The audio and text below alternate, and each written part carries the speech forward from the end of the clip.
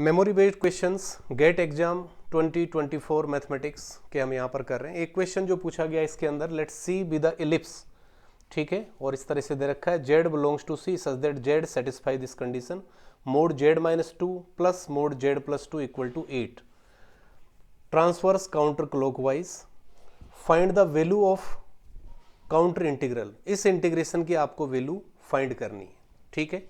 तो इस इंटीग्रेशन में आप देख सकते हैं कि ये हमें पता है कि इंटीग्रेशन ऑफ इस तरह से मैं लिख सकता हूं इसको, जेड स्क्वायर माइनस 2z और plus 2 dz equals to 2 pi iota into summation of R, ठीक है। आर यहां पर क्या है, रेजिड्यूज का सम, ठीक है। तो कॉची रेजिड्यू थ्योरम यहां पर हम काम में ले रहे हैं। अगर इसके मैं पोल्स फाइंड करना चाहूँ पोल्स, तो पोल्स के लिए मुझे क्या करना है, डिनोमिनेटर को 0 करना है। Z square minus 2z plus 2 is equal to 0। Z square minus 2z plus 2 equals to 0, ये मैंने किया। इसको मैं क्या लिख सकता हूँ, देखो, this implies Z equal to minus B plus minus root B square minus 4 into A into C upon 2 into A. तो यहां से मेरे पास जेड की वैल्यू क्या आ रही है, z equal to 2 plus minus, और ये आ गया 4 minus 8 upon 2 which is equals to 2 plus minus, और यहां पर माइनस 4 बचेगा तो इसको मैं 2 आयोटा लिख सकता हूं अपॉन 2। तो यहां से जेड की जो वैल्यू मिली मुझे वो आ जाएगी 1 प्लस माइनस आयोटा। तो ये मुझे पोल मिल गए, ओके, 2 पोल मिले, दीज आर पोल्स। तो इन पोल्स को मैं इस तरह से मान सकता हूं, ये मान लिया मैंने, लेट एक पोल को मैंने अल्फा ले लिया, सपोज क्या 1 प्लस आयोटा, और दूसरा पोल सपोज बीटा है, उसको मैंने क्या मान लिया 1 माइनस आयोटा, ठीक है। ये 2 पोल्स मुझे मिले। अब मुझे रेजिड्यू फाइंड करना है, ठीक है, रेजिड्यू।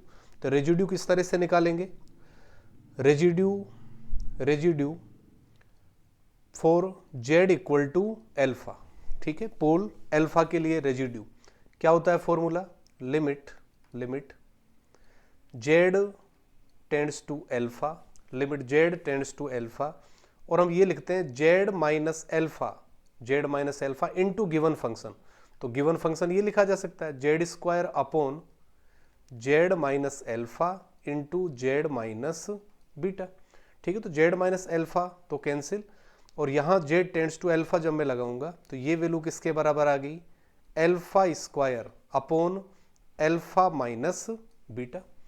इसी तरह से अगर मैं रेजिड्यू फाइंड करूं for Z equal to beta, then क्या होगा, formula limit Z tends to beta और Z minus beta into Z square upon Z minus alpha और into Z minus beta cancel. तो ये मेरे पास आ जाएगा क्या, जेड टेंड्स टू बीटा लगाएं तो बीटा स्क्वायर अपॉन, और क्या बचा, बीटा माइनस एल्फा, ठीक है। तो रेजिड्यूज का सम क्या हो जाएगा, समीशन ऑफ आर में फाइंड कर रहा हूं, summation of R equals to दोनों का सम। तो पहला तो alpha square upon alpha minus beta, और दूसरा beta square upon beta minus alpha है, तो माइनस में ले लेता हूं बाहर, तो बीटा स्क्वायर अपॉन क्या बन गया, एल्फा माइनस बीटा। तो ये बन गया alpha square minus beta square ऊपर, तो इसको मैं लिख सकता हूं alpha minus beta into alpha plus beta, और अपॉन क्या है, एल्फा माइनस बीटा।